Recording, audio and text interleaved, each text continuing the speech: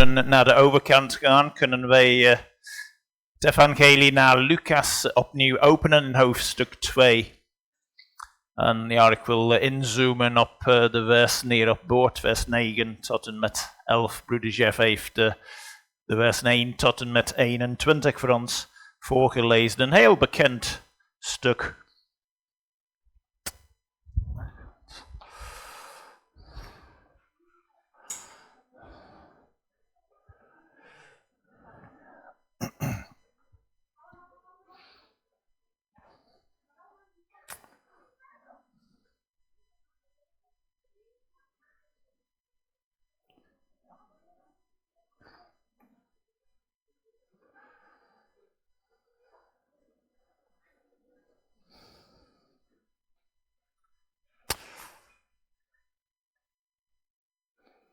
We zijn in de maand van december en december is letterlijk een donkere maand. Er is minder daglicht. We spreken over de dagen van 1 en 22 december als de kortste dagen. Dat wil zeggen de dagen met de kleinste hoeveelheid van daglicht. Maar ja, spijtig genoeg heeft december ook een andere, duistere kant. We kunnen wat vragen stellen. Hoeveel geld wordt uitgegeven op cadeautjes die niet echt nodig zijn? Hoeveel feesten zullen er zijn tijdens deze maand die uit de hand lopen? Hoeveel families komen in de schuld? Hoeveel ruzie komt door overmatig verbruik van alcoholische drank? Hoeveel huiselijk geweld gebeurt er? Wel, die zijn vragen. Maar ja, wat is het antwoord op donkerheid en duisternis? Ja, licht natuurlijk. We hebben licht nodig om te kunnen zien. Dat spreekt voor zich, denk ik. We hebben ook licht nodig om moreel oprecht te mogen en kunnen leven. Dat is ook noodzakelijk. Als we goed willen doen, moeten we eerst weten wat we moeten doen. En het feest wat wij Kerst noemen, dat komt oorspronkelijk van een feest dat met het licht te maken had. In onze tekst van morgen, Lukas, hoofdstuk 2, vers 9 tot en met 11, vinden wij ook daarin dit onderwerp van het licht. En de titel van de boodschap is Licht van Boven. Licht van Boven. De engel. Of een engel, beter gezegd, kwam naar de herders. Dan later kwamen andere engelen bij. En ja, om een beetje context te geven. Ja, iets over de tijden van de geboorte van de Heere Jezus. Wel, er sprake in de eerste 2 hoofdstukken van dit evangelie over 3 burgerlijke leiders. Sprake van koning Herodes, koning van Judea. Sprake ook van Cyrenius, stadhouder over Syrië. Keizer Augustus wordt ook genoemd hier in hoofdstuk 2. Het was een periode van een soort overgangsfase in de geschiedenis. Rome, die een republiek geweest was, wordt een rijk. Dat is geleidelijk gebeurd. Keizer Augustus, hij werd de eerste Romeinse keizer van het nieuwe rijk. Het waren tijden van geestelijke armoede. Dat merken wij door het feit dat weinig mensen waren die de Heere Jezus echt verwachten. Over hoeveel mensen lezen wij in het Nieuwe Testament die hem zochten rondom de tijd van zijn geboorte? Eigenlijk weinig. Deze tekst lezen wij over een aantal herders. Later lezen wij over 2 in de tempel. Simon en Anna. In het evangelie naar Matthäus lezen wij over wijzen uit het oosten. Zij waren op zoek naar de Heere Jezus. Maria en Jozef natuurlijk. Zij verwachten dat en zij wisten dat vooraf. Maar eigenlijk vrij weinig. was 400 jaren geweest sinds de tijd van de laatste profeet in het Oude Testament, profeet Malachi. Mensen hadden gewoon de verwachting uit het oog verloren van de komst van een Messias. Toch waren die tijden van vooruitgang op bepaalde gebieden. Keizer Augustus was wel een begaafde man. Hij organiseerde veel verschillende bouwprojecten in die tijd en heeft zijn rijk uitgebreid. Hij heeft ook veel vrede in het algemeen kunnen bezorgen over het Romeinse Rijk in zijn tijd als keizer. En dat was een voordeel voor de verspreiding van het evangelie natuurlijk.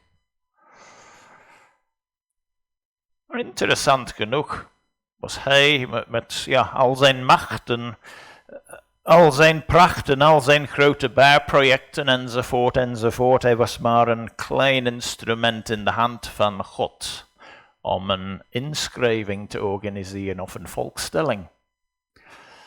Ieder moet naar eigen stad gaan en dat bracht Jozef samen met Maria naar Bethlehem voor de geboorte van de Heere Jezus. Dat was in vervulling van de profetie. En zo waren Jozef en Maria daar in Bethlehem. En de heiland werd geboren. En de rest van het Nieuwe Testament vertelt ons over, niet zoveel over zijn kindheid en groeiende jaren. Meer over zijn bediening in het openbaar, zijn kruisiging en opstanding, verschijning aan zijn discipelen en zijn hemel enzovoort. Nou, we mogen nooit vergeten dat de Heere Jezus, hij moest eerst geboren worden om te kunnen sterven, om te kunnen opstaan vanuit de dood. En daar ligt het belang daaraan, aan de geboorte van onze Heere. Nu, we kunnen zeggen, de Heere Jezus, hij zorgt altijd voor verrassingen. Verrassingen. Zijn dingen die lijken om niet te kloppen, maar die zijn toch waar. Noem een paar dingen over hem. Hij had geen universiteitsdiploma, maar toch noemden ze hem rabbi. Of onderwijzer, of leraar. Hij had geen leger, geen fysieke leger, maar toch waren er koningen, aardse koningen die bang van hem waren. Hij is nauwelijks of nooit in het buitenland geweest. Toch zijn al de koninkrijken van de aarde van hem. Al die dingen, verrassend. Toen hij opgroeide, de dingen die hij deed mensen de vraag stellen, wie is dit? Wie is dit? Verrassing, en dat werd omgetoverd tot aanbidding, en zo moet het zijn in het leven van iemand die de Heere Jezus Christus volgt. Verrassing, omgetoverd tot bewondering en aanbidding. En die verrassing, het begon al bij zijn geboorte. Nu, ik wil dat gewoon illustreren door eigenlijk verwijzing naar een kinderlied. En velen van ons hier zullen het kennen. Een koning is geboren, door Ellie Rickert. U hebt het misschien gehoord, je weet, een koning is geboren. Koning is geboren, heb je het al gehoord? Nu, dat is niet de laatste vraag in dat lied, heb je het al gehoord? Er zijn verschillende vragen over hem gesteld in dit lied. Laat me het even voorlezen, de woorden daarvan. Hij kwam op aarde wonen als babytje zo klein. Voor alle mensen, ook voor jou, wil hij de koning zijn. Volgende vraag, waar is hij dan geboren? Wel dat weten we vanuit de schrift, Bethlehem in Judea. Waar is hij dan geboren? En dan is de vraag, ik denk in een paleis. Ja, en dat zou je wel denken, ja, een koninklijk kind. Dat is geen onlogische of onredelijke vraag. Maar was het waar? Wel, ik lees verder. Oh nee, die koning die ik ken, die machtigste van al, die kwam niet in een mooie paleis, maar in een arme stal. Nou, oké, stal, we weten, dat is een beetje traditie daar, dat ingeburgerd werd. Het was een zaal achter de herberg, meestal gebruikt voor de dieren en daarom wordt het een stal genoemd, maar ja, onder de dieren alleszins. Hij werd geboren en dat is verrassend, ja, voor een koningskind. Dan komt nog een vraag. Waar moet hij dan in slapen? Die koning. Waar moet hij dan in slapen? Een gouden hemelbed? Dat is de vraag, ja.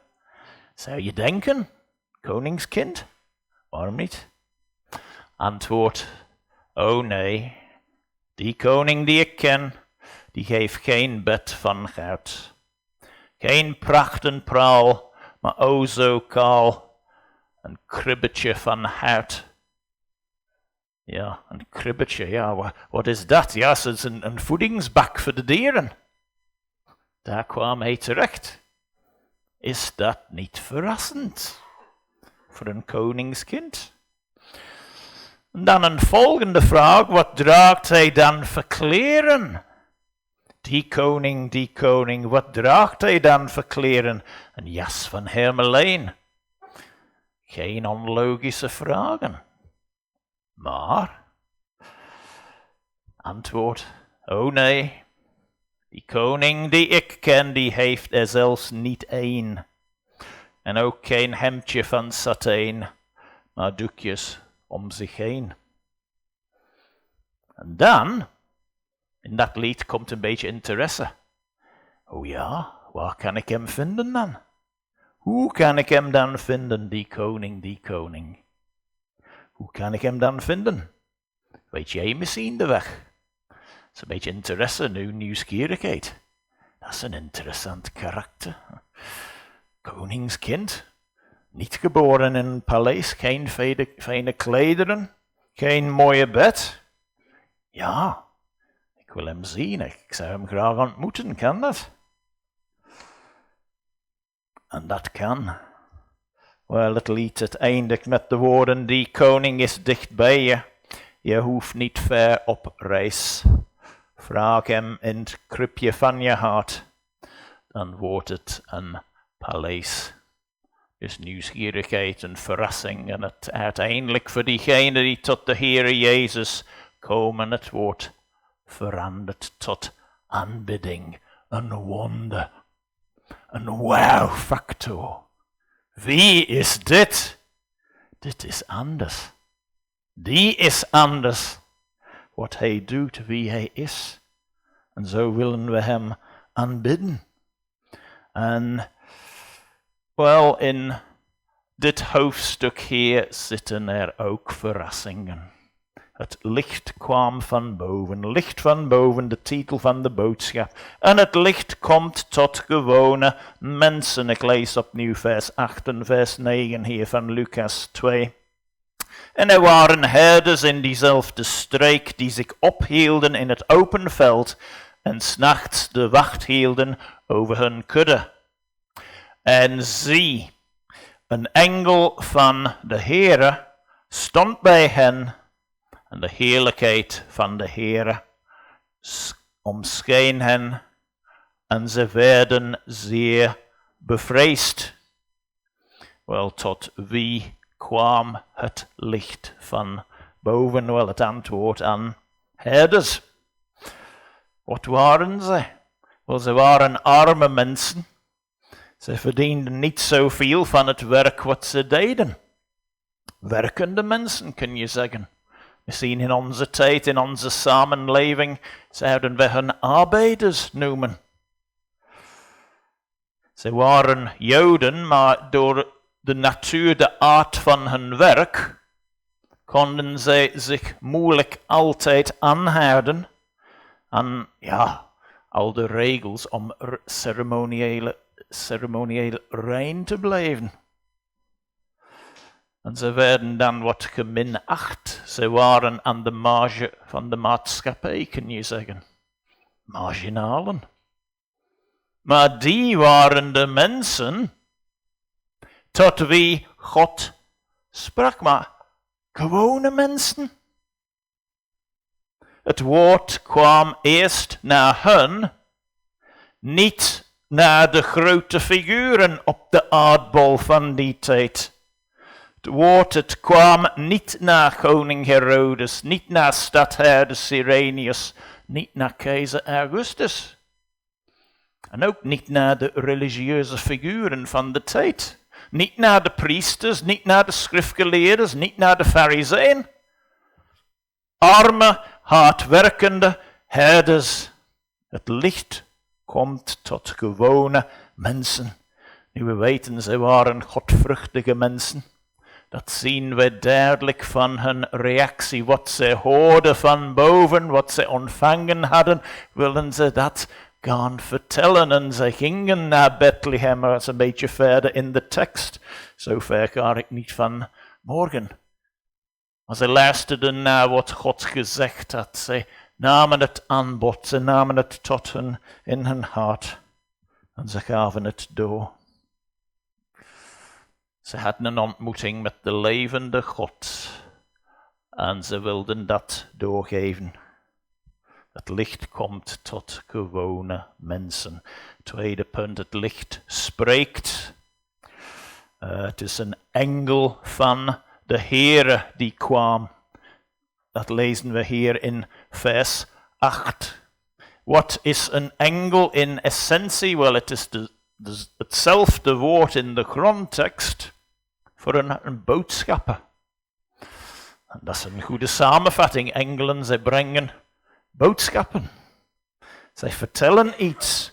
Ze zijn trouw in hun taak. Ze proeven iets wat ze zelf niet nodig hebben. Als u iets weet over wat de Bijbel over engelen vertelt, er zijn engelen die in rebellie, in opstand tegenover God gekomen zijn, gevallene engelen dus. En de Bijbel noemt de Satan als het hoofd daarvan. En die noemen wij ook boze geesten of demonen. Maar de meerderheid van de engelen is in gehoorzaamheid gebleven tot God, de schepper. En zij doen zijn werk ook voor hem. Ze hebben ook een bediening. We lezen daarover in de schrift. Vaak brengen zij een boodschap. En dat is wat hier gebeurd is. En zij brachten Heer een stukje van de heerlijkheid van de Heere. In vers 9. Dan moet het verlangen zijn van elke discipel van de Heere Jezus Christus. Iets van de heerlijkheid van de Heere te zien en beleven. Daarover lezen we vaak in het Oude Testament. Noem maar op gewoon een paar referenties in het boek Exodus bijvoorbeeld. Toen Aaron sprak tot het volk, de heerlijkheid van de Heer, het kwam beneden. Exodus 24 vers 17. Toen Mozes op de berg ging om opnieuw de stenen tafelen van de Heer te krijgen. Wel, de heerlijkheid van de Heer was aanwezig als een verterend vuur, lezen we daar. De Heere daalde in een wolk, Exodus 34 vers 5. En we lezen over de visioen van de profeet Ezekiel, Ezekiel 1 vers 28. Nu, we zouden kunnen doorgaan helemaal tot het einde van de Bijbel, Openbaring 21 vers 23. Daarin lezen wij dat de zon en de maan niet meer nodig zullen zijn. De Heer geeft al het licht wat noodzakelijk is. De Heer, Hij spreekt, Hij geeft licht in zijn woord. Mijn derde opmerking van morgen, het licht neemt de angst weg. Deze herders, ze waren bevreesd. Meer dan dat, de grondtekst is heel uitbundig hier. Zeer bevreesd, dat is bijna een onderschatting. Ik heb in de herziene staat zeer bevreesd. Het was meer een overstroming, een vloed van vrees. Ze waren bang, angstig. De boodschap van de engel, wees niet bevreesd. Nu, hier is een belangrijke algemene principe die wij kunnen uithalen voor ons. Iedereen weet het, denk ik, hoe gevaarlijk, hoe besmettelijk, hoe ongezond, hoe vreselijk de angst is. Ik denk iedereen weet dat ten diepste. Angst, dat kan verlammen, het kan tot slapeloze nachten leiden, het kan je lichaam storen, uit evenwicht brengen, zorgen over omstandigheden, over relaties, over de kinderen, over de kleinkinderen, over je gezondheid, noem maar op. Angst is verlammend. En de Heere wil zijn volk bevrijden van angst. Wees niet bevreesd. Allereerste wat de engel zei. Allereerst. Hij begint niet door te... Hier is een koning geboren, Bethlehem. Hey, joepie. Nee, wees niet bevreesd. Hij kwam tot hen waar ze waren. En het is niet voor niets, ik heb het denk ik ook in het verleden verteld. 365 keer in de Bijbel zegt God iets zoals wees niet bevreesd, wees niet bang, wees niet angstig. Soms met verschillende woorden. Een aantal voorbeelden gewoon. Abraham, zoals hij vroeger de naam had, hij was bang dat hij geen opvolger zou hebben. De Heere kwam tot hem in Genesis 15, vers 1. Genesis 26, vers 24. Spreekt de Heere tot Isaac. Dat er, ruzie ontstond was tussen zijn volk en een andere volk. Tot Jacob, dat hij niet bang moest zijn om... Het is volledig... Even moeten wisselen.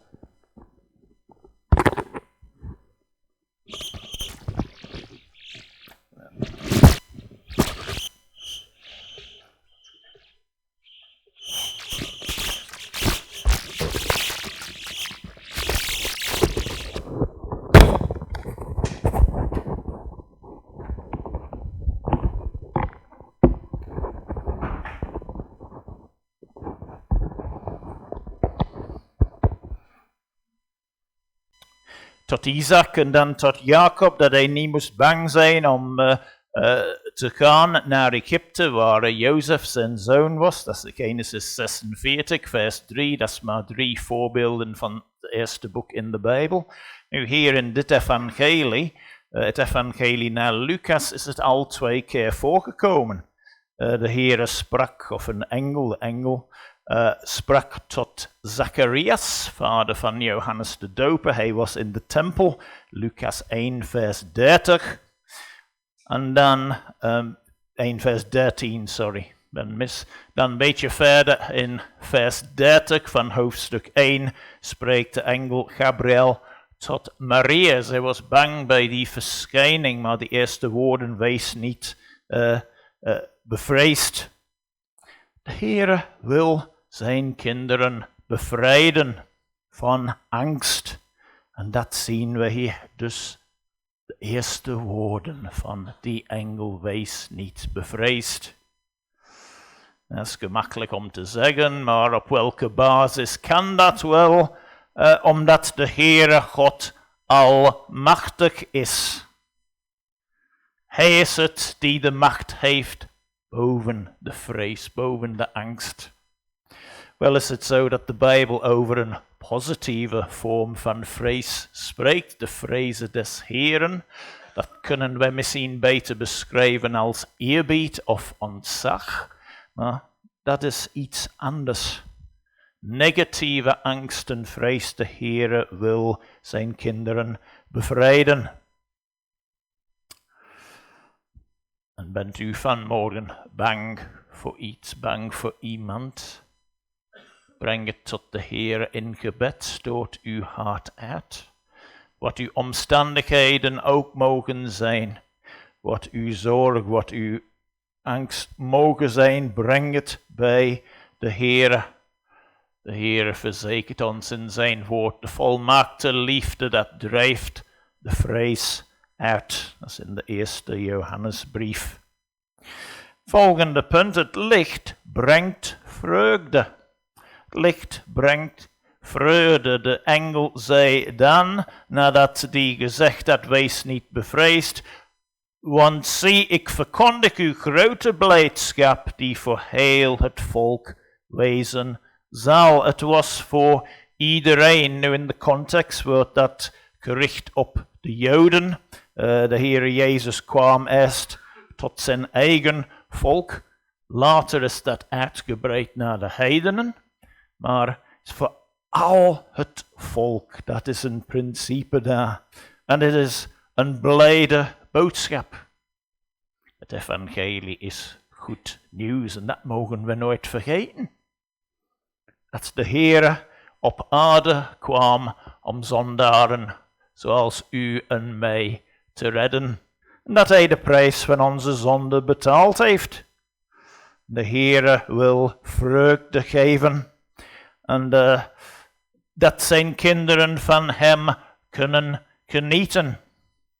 Nog een verwijzing naar de eerste Johannesbrief. De apostel Johannes schreef in 1 Johannes 1 vers 4. Ik schrijf deze dingen opdat uw blijdschap volmaakt wordt. Dat klinkt mooi, ja? Volmaakte blijdschap. Maar dat is wat de Heere wil geven aan zijn kinderen. En de boodschap hier van de engel. Grote blijdschap. En dat is niet beperkt voor heel het volk. En dan wat was dat? Wel ja, dat brengt me tot mijn laatste punt. Het licht brengt de redding. Vers 11, namelijk dat heden voor u in de stad van David de zaligmaker geboren is. Hij is Christus de Heer. Christus wordt hier in dit vers 3 dingen genoemd. Hij wordt Christus genoemd, uiteraard. Hij wordt de Heere genoemd. Hij wordt de zaligmaker genoemd. Het enige vers in het ganse Nieuwe Testament waar die 3 dingen samen naast elkaar staan. Ze zijn allemaal apart. Een studie waard. Christus. Ja, dat is gewoon het Grieks voor Messias, het Hebreeuws woord. De gezalfde, koning als je wilt. Heere, meester, Kurios. Diegene die alles te zeggen heeft. Die bezit alles, die heeft alles, die is alles. En zalig maken wel, of redden, verlossen. En waarom is dat nodig? Omdat wij mensen zondaren zijn. Velen van ons, vast en zeker, wij noemen ons discipelen van de Heere Jezus. We noemen ons christen. We noemen ons, geredde zondaren. Maar we blijven zondaren of we gered zijn of niet. De Heere God houdt die zonden niet meer tegen ons. Dat is wel zo. De Heere Jezus is daarom naar het kruis gegaan. Maar we blijven zondaren en dat vernedert ons. Maar is er iemand hier vanmorgen? U weet niet waar u staat voor de Heere. En als ik de vraag zou stellen, als u vandaag zou sterven, waar zou u morgen terechtkomen? Nu, ik hoop dat niet voor u, ik hoop dat voor niemand, maar ik heb het ook niet in de hand. Wat als het zou gebeuren, waar komt u terecht? Nu, velen van ons, wij kunnen zeggen, zonder aarzelen, zonder twijfelen, de Heere Jezus is voor mijn zonde gestorven, ik hoor bij hem. Maar misschien is er iemand hier, ja, u zegt, ik weet het eigenlijk niet. Komt dat uit onzekerheid of komt het door het feit dat u nooit echt serieus over die vraag gedacht heeft? Wel, ik geef u eigenlijk de oproep met aandrang. Vraag de Heere om duidelijkheid, zodat u het mag weten wat de toestand van uw ziel is. Bent u klaar voor de eeuwigheid? Dat is een belangrijke, dringende vraag. Er is er iemand hier en u weet vast en zegt, nee, ik ben geen christen. Nee, het zegt mij niets. U bent hier misschien uit beleefdheid tegenover iemand of meegebracht, wat dan ook. Geef u diezelfde oproep, geef uw leven aan de Heere Jezus. Hij is voor zondaren gestorven, zondaren zoals u en mij. Hij wil het leven geven. Waar staat u van morgen? We hebben prachtige woorden gehoord vanuit Jesaja 9. Profetie over de Heere Jezus en zijn toekomstige heerschappij. Een beetje verder in datzelfde Bijbelboek lezen wij de volgende. Jesaja 55 vers 6. Ik sluit af nu met deze woorden. Zoek de Heere terwijl hij te vinden is. Roep hem aan terwijl hij nabij is. Zoek de Heere terwijl hij te vinden is. De dag zal komen waarop de Heere niet meer te vinden is. De tijd is op, de genadetijd is op. Roep hem aan terwijl hij nabij is. Nu, dat is een bericht, we kunnen dat op iedereen richten. Wat uw nood ook mag zijn van morgen, gelovig of niet, christen of niet. En als u geen christen bent, geef uw hart aan de Heere Jezus. Vraag hem, Heere, vergeef mijn zonden, maak mij klaar voor de eeuwigheid. Als u een andere nood heeft, bevrijding van een of andere zonde, of twijfel, staat u voor een moeilijke beslissing, heeft u relatieproblemen, worstelt u met uw werk of met uw studies of met een opleiding, wat dan ook. Breng de dingen ook bij de Heer in gebed. Mogen Hij tot ons komen, in onze nood volgens zijn wil, zoals Hij tot de herders kwam, in de velden rondom Bethlehem. Amen. Laat ons bidden. Heere, dank u dat u tot mensen komt die wij kunnen beschrijven als gewone mensen. En Heer, onder de herders kwam u tot mensen die echt marginalen waren. Dank u, Heere, dat u voor allerlei soort mensen naar het kruis gegaan bent. Dat u in de plaats van zondaren gestorven bent. Heere, is er iemand in ons midden van morgen, steeds een vreemde tegenover uw genade. O Heere, raak die ziel aan. Maak deze dag een dag van de redding. Heere, voor uw kinderen, die hun leven reeds aan u gegeven hebben. Kom, o Heere, tot ons, in onze nood, welke nood dan ook. Dank u dat wij altijd bij u mogen komen. Zo wees barmhartig, Heere, hoor onze gebeden. Wij vragen het om Jezus wil en uit genade. Amen. geef het woord terug aan broeder Jeff voor de rest van onze samenkomst.